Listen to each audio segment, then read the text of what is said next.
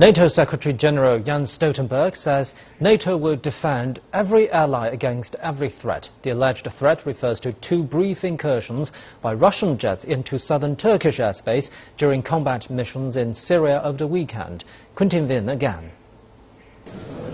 NATO defense ministers meet in Brussels Thursday with the agenda dominated by the Syria conflict. It follows Turkish protests over minor Russian violations of Turkish airspace near northern Syria.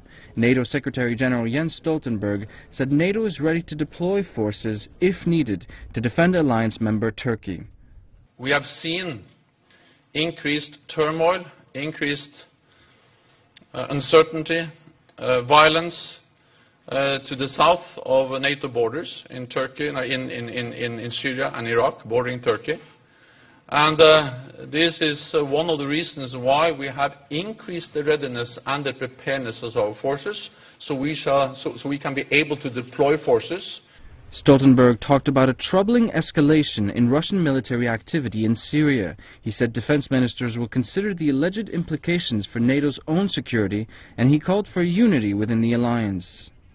We will show once more that we are united in defending our values of democracy, human rights and the rule of law.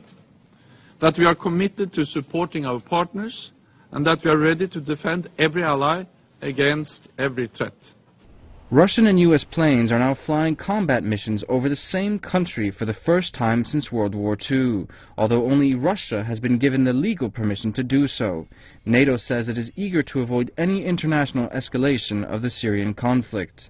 While the United States has ruled out military cooperation with Russia and Syria, NATO defense ministers are still in discussion about how to respond to Russia's heightened level of involvement. Quintin Ving, CCTV.